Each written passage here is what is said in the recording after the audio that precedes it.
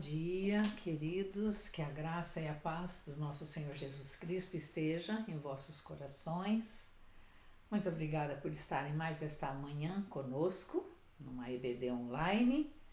Veremos hoje a penúltima lição da nossa revista sobre o Evangelho de Jesus na narrativa de João. Ela vai estar baseada nos capítulos 18 e 19. Porém, antes disso, vamos pedir a graça de Deus para esse estudo. Senhor, muito obrigada, Pai, por mais este dia que o Senhor está nos acrescentando de vida. Muito obrigada por estarmos em comunhão, ainda que um longe dos outros, mas nós estamos reunidos para estudar a Tua Palavra. Por isso eu peço a Deus a Tua unção para este estudo, que o Teu Espírito Santo nos dê sabedoria e que essa palavra poderosa entre em nossos corações, em nossas mentes, em nossas vidas e frutifiquem para o Teu reino, Pai.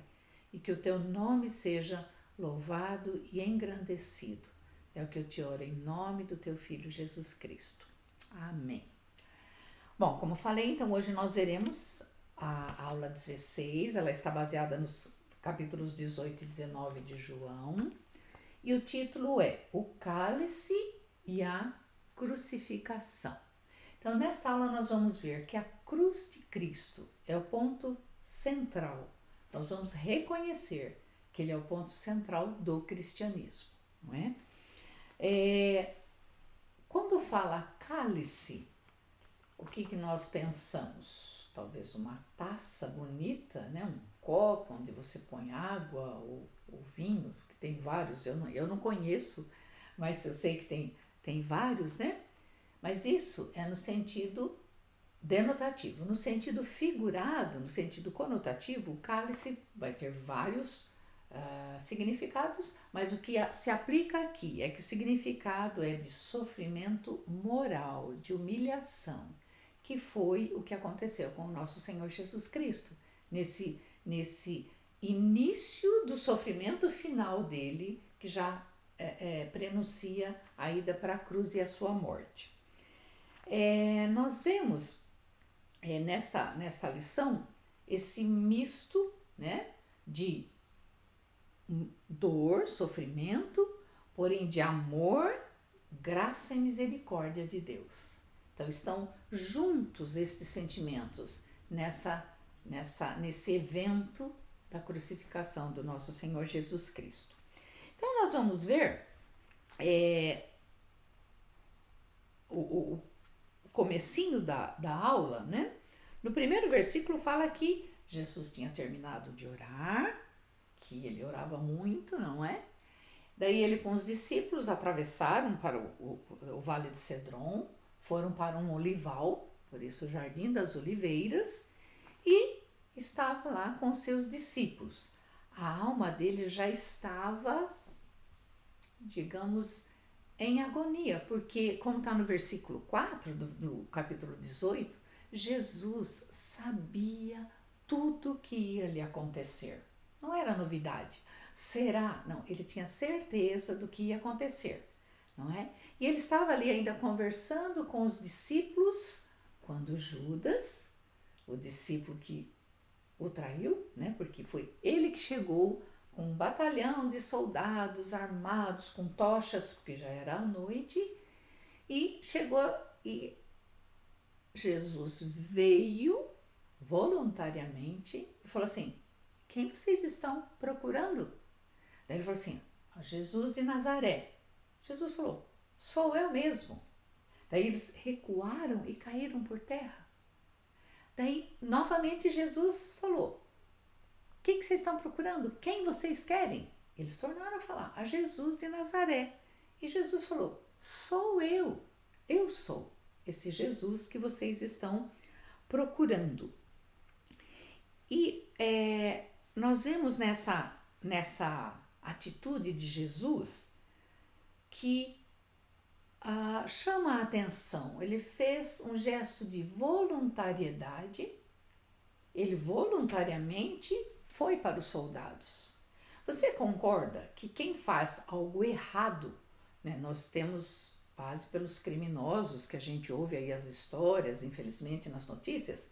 Se eles fazem uma coisa errada, eles não vão se esconder em casa, porque é óbvio, ele estaria em casa.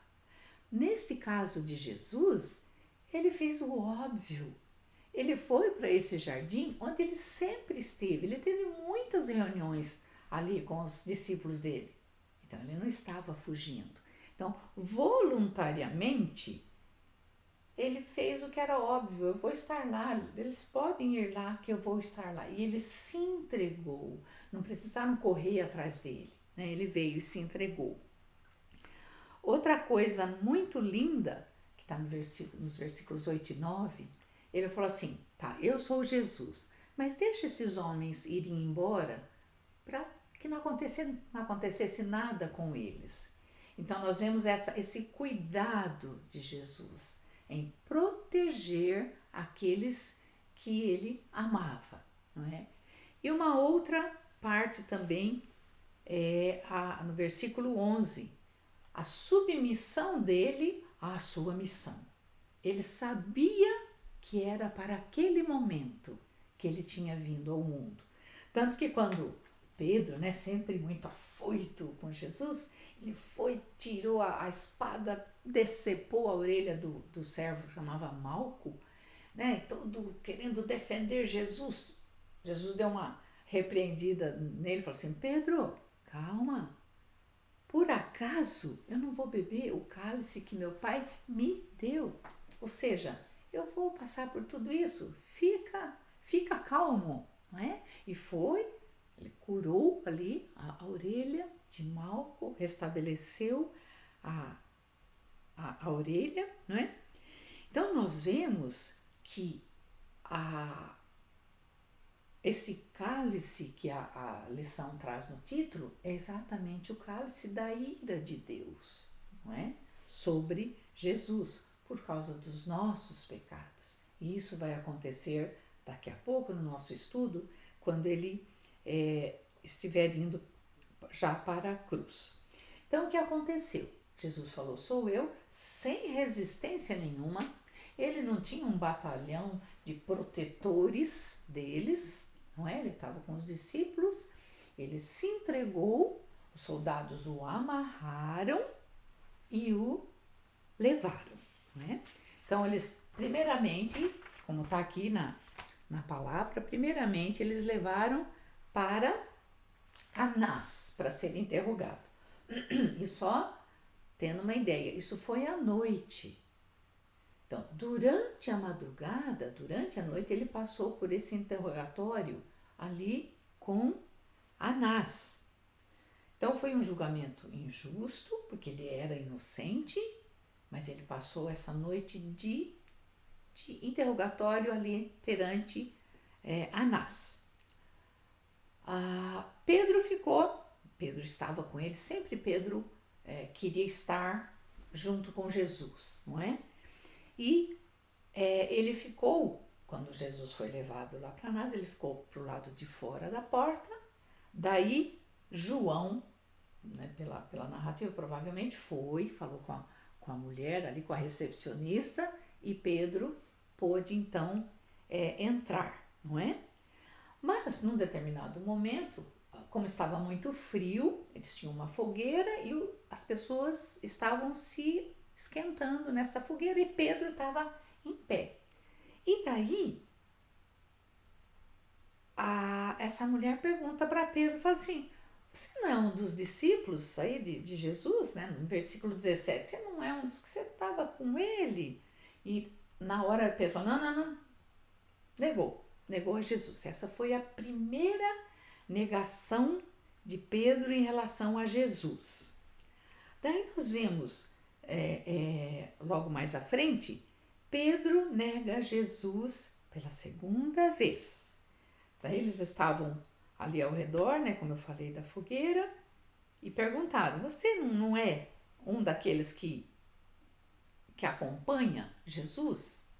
Né, um que era parente do Malco, aquele da orelha decepada? Falou assim, mas eu te vi lá no jardim com ele. E ele negou novamente. E, aliás, essa foi a terceira negativa. Quando esse parente de Malco falou de novo, falou, não conheço Jesus, né? Ele negou. E daí em seguida o galo canta. Não é? Então foi uma coisa muito impressionante, que era o discípulo que ele estava sempre ali à disposição, né, de Jesus, e ele falou, né, em outras passagens, se precisar eu morro com o Senhor, mas eu não vou te abandonar. Eles, na batalha de Jesus ser preso, ele estava lá junto, né, ele se dispôs a acompanhar Jesus nesse momento da prisão, porque os outros discípulos não foram. Mas no momento mais tenso, ali para Jesus, ele negou. Ele falou, não tenho um relacionamento com esse homem. Então nós vemos aí que à medida que a cruz se aproximava, aquele momento da cruz se aproximava, os discípulos, as pessoas foram se afastando de Jesus, não é? Então nós vemos que diminuiu o número dos seguidores, os discípulos ali naquela hora já se dispersaram também, e um deles, né, o Judas Iscariotes, ele foi o traidor. Então vejam que Jesus foi ficando sozinho, né? Aqueles que o seguiam não estavam mais ali tão junto com ele. Passou a noite toda nesse interrogatório ali com Anás, e pela manhã ele foi levado ao pretório, que é a casa a residência oficial do governo e do governador romano, que ele foi levado então para Pilatos, para ser ali julgado, interrogado por Pilatos. E nós vemos nessa parte da narrativa que Pilatos, ele não queria crucificar Jesus. Ele não via, e tem isso registrado na palavra, ele não via consistência em nenhuma daquelas acusações. Então ele falou assim, eu não quero condenar esse homem a ser crucificado porque é injusto, ele não fez nada. Não é? Então essa era a posição de Pilatos. Na verdade, ele não queria crucificar Jesus. Ele queria, de alguma forma, libertar Jesus dessa cruz. Mas, como precisava alguém, né, nessa festa toda, alguém ser solto, tinha Barrabás, que era um criminoso, e tinha Jesus. Para agradar a multidão, porque quando falou, quer que eu solte Barrabás? Eles falaram, não, e Jesus? Crucifica Jesus. E a multidão insistiu e gritava, crucifica Jesus. Então, neste momento, né, nós vemos que eles escolheram, a multidão e Pilatos escolheram libertar o criminoso Barrabás e levar à morte o nosso Senhor Jesus, que era totalmente inocente. A crucificação de Jesus, nós vemos que é uma perfeita exemplificação do amor e da graça de Deus, dando seu único filho para nos remir dos pecados. Jesus passou por todo esse sofrimento, por toda essa humilhação, por toda a agonia, não por ele, mas por nós, por mim e por você, por amor a nós e em obediência ao Pai. Porque nós, tem registrado na palavra, quando Jesus em agonia, né, ele falou, Pai, se for possível, passa de mim esse cálice. Em outras palavras, Pai, não tem um jeito de eu não passar por isso. Mas ele cai em si e em seguidinha ele fala, contudo, seja feita a tua vontade. E Deus fez. E Deus cumpriu em Jesus a sua vontade. E uma coisa também muito linda, quando Jesus estava na cruz, nós vemos Não, isso está em João 7. Quando ali, mas voltando para a cruz, ele viu Maria, a sua mãe. Maria era viúva. Jesus, o filho primogênito. Ela sendo viúva, o filho primogênito se tornava o provedor da família. Como ele sabia que ele ia morrer, o que ele fez? Como os irmãos mais novos dele não tinham crido ou aceitado a mensagem da cruz, ele não teve como passar para os irmãos essa responsabilidade da mãe. Mas quem estava ali? O discípulo amado, João. Ele falou: João, aqui está tua mãe. Mãe, aqui está teu filho. E a partir disso, né, a gente vê na Bíblia que a partir disso ela foi cuidada, acolhida por João. Nós vemos aí uma linda expressão de Jesus do amor à família, do cuidado pela família, do amparo à família, né? Que aprendamos com isso. Então já estava assim a trama aqui, ele tinha sido preparado, né? Ele sabia do que ia acontecer, ele já estava sabendo que o momento era chegado. E nós sabemos que nenhuma morte foi tão preciosa e dolorosa como essa. Nenhuma morte foi tão eficaz e abrangente como essa. Nenhuma morte demonstrou tanto amor e valor quanto essa, a morte de Jesus Cristo. E graças a Deus, porque essa morte ocorreu para que nós, hoje, no século 21, tivéssemos esse acesso ao Pai. Nós fomos justificados pelo sangue do inocente, do Filho Jesus, do Deus Jesus. Então, por causa disso, glória a Deus, nós temos acesso ou retorno ao nosso Pai. Então, glórias a Deus. Até tem um corinho, né, que fala: Cristo morreu a nossa morte para que vivêssemos a sua vida, né? Tem um corinho. E essa é a verdade. Ele derramou o seu sangue para que nós não precisássemos derramar o nosso. Então, louvado seja o Senhor. Essa é a justificação que Jesus nos propiciou com o teu sangue, com o sangue dele. Outra coisa que nós podemos ver aqui na palavra, confirmar, são que várias profecias foram cumpridas nessa crucificação, não é? Nós vemos que a profecia da morte na cruz foi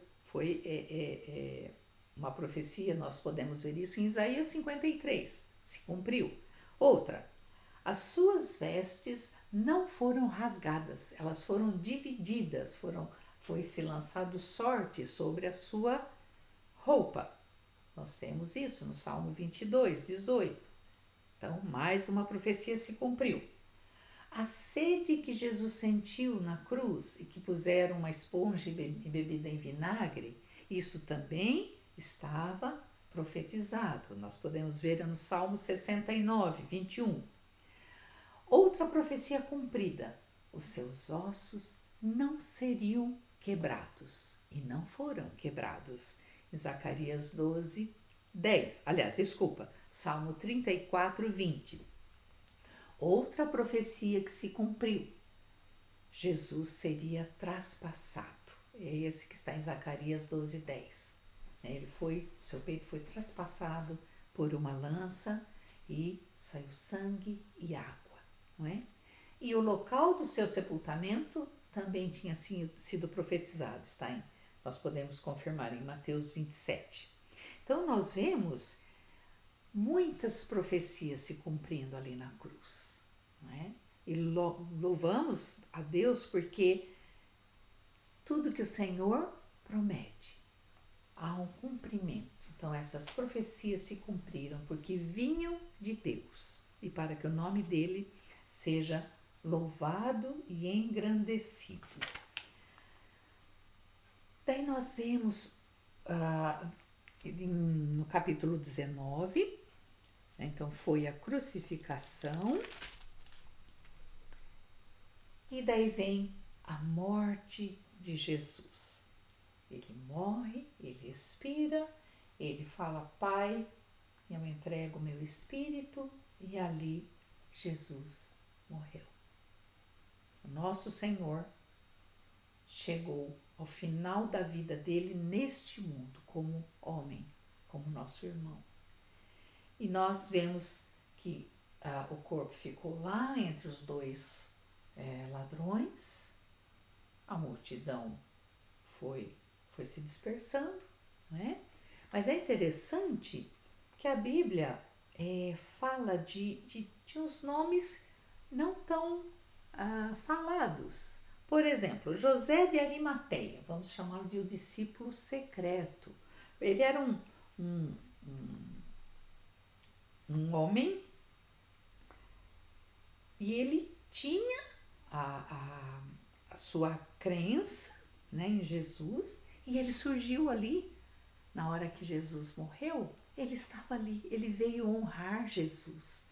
Até então, não tem nenhuma citação de José de Arimateia. Por isso que a gente chama de o discípulo secreto. Mas, porém, ele estava lá. E ele, no momento que os discípulos foram embora, fugiram, ele estava lá para honrar Jesus. Um outro nome que nós vemos falando de Nicodemos. Esse nós vamos dizer o discípulo discreto. Um era secreto, ele é o discípulo discreto. Lembram no começo, em João, que ele procura Jesus à noite, né? Porque ele era assim um fariseu e um dos principais dos judeus. Então à noite ele procura Jesus, né?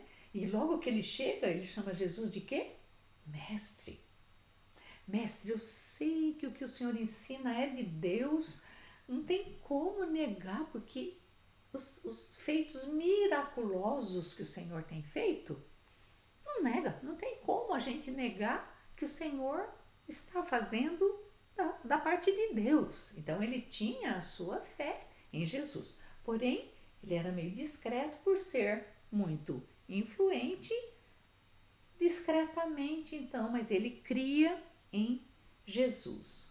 Outra coisa que nós vemos são as várias Marias, né? No Novo Testamento tem pelo menos 6 Marias, e essas daí nós vamos chamar das discípulas declaradas, escancaradas. Elas amavam Jesus e faziam tudo que podiam por ele, e nesse momento, né, nós vemos que ali em Marcos 15:47 fica bem claro que era Maria Madalena e Maria, mãe de José. Elas ficaram, e diz que elas ficaram até o fim. Elas foram as últimas a irem embora. Elas ficaram ali. E nós temos que pensar o seguinte: estava um clima tenso. Era perigoso para qualquer pessoa que tivesse assim, simulasse alguma ligação com Jesus. Não era bem visto. Mas essas mulheres, Maria Madalena e Maria, mãe de José, não temeram. Elas queriam cuidar do seu Senhor. Naquele momento, elas tinham que derramar sobre o corpo de Jesus o seu amor e o seu cuidado. Então nós vemos que elas ficaram ali até o fim, e foi José de Arimateia, né, que pediu licença para ser tirado o corpo. E para onde foi o corpo de Jesus? Para um sepulcro que ninguém ainda tinha usado. Um sepulcro virgem, que o Filho de Deus, o seu corpo, com todo o cuidado, né, que foi feito, ele foi tirado, foi cuidado, foi preparado assim uma mistura de mirra e aloés para cuidar, pôr sobre o corpo de Jesus para perfumá-lo, e assim foi feito o seu sepultamento. Então, nós vemos que todo esse sofrimento de Jesus e que ele sabia que ia passar, porque ele mesmo falou: eu vim para isso. Eu não vim para viver 33 anos aqui no mundo e ver que ele é legal, que tem gente legal. Ele veio para isso, ele tinha essa consciência, não é? Então nós vemos que todo esse sofrimento de Jesus na cruz, a sua disposição, a sua obediência, tudo isso foram necessários para que o amor e a graça de Deus fosse plenamente demonstrada e executada em nosso favor. Se tal coisa não tivesse acontecido, nós não teríamos mais essa salvação, esse acesso, essa volta para o nosso Deus Pai.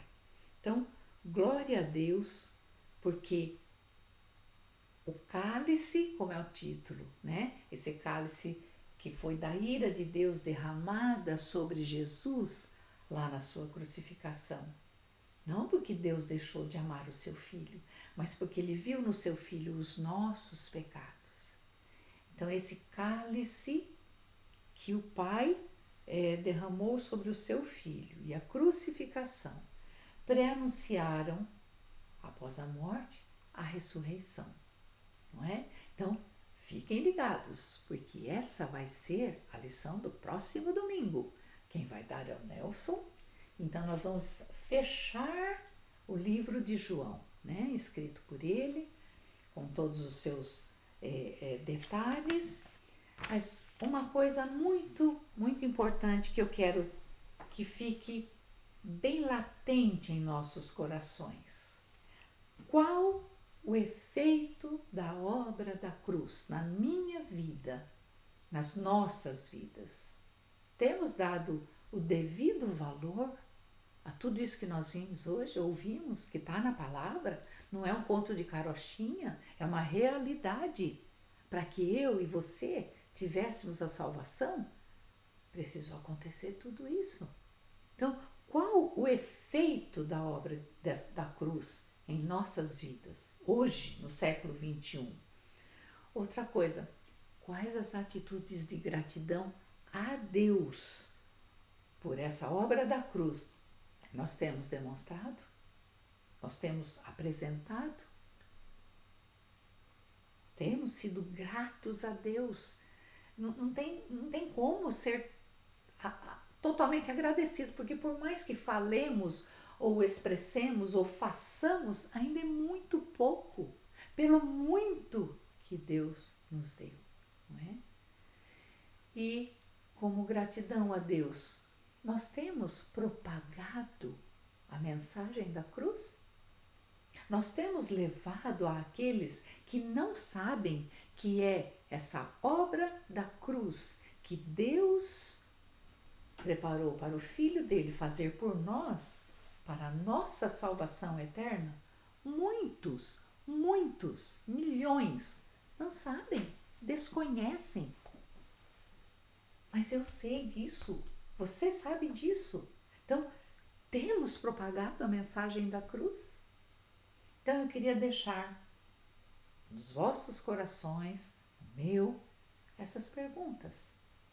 Para tamanho amor de Deus, para tamanho sacrifício, dedicação e obediência de Jesus, o que eu tenho feito com tudo isso? Que valor eu tenho dado a isso no meu dia a dia? Ou simplesmente, já faz tanto tempo, faz mais de 2000 anos, né? Já passou, mas eu sou salva, glória a Deus. Não, isso tem que repercutir na minha vida, no meu dia a dia, onde eu estiver, o hoje, o aqui, o agora. Os tempos são maus, os dias são difíceis, o prenúncio da vinda de Cristo a gente acompanha pela palavra.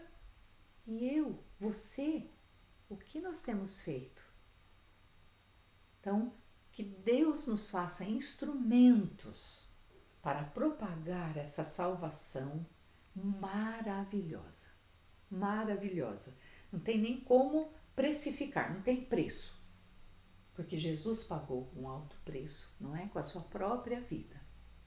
Então, que Deus nos faça diariamente rememorarmos esse grande amor e misericórdia dele, dando-nos Jesus, que sofreu, morreu e ressuscitou por nós, para nos dar acesso ao Pai. Então, que Deus nos abençoe, que Deus nos use, que sejamos instrumentos nas mãos dele para levar essa grande salvação que nos foi ofertada e é de graça. Vamos propagá-la.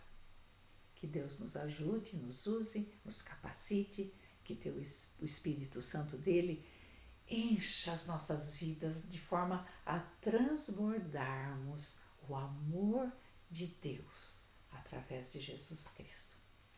Que Deus abençoe sua vida, que uma semana seja de grande vitória e não se esqueça dessas perguntas. Resplandeça o amor de Deus e esteja conosco no próximo domingo com o desfecho maravilhoso dessa narrativa de João, que vai focar a ressurreição do nosso querido e amado Salvador Jesus Cristo. Que a graça e a paz sejam sobre todos. Até mais.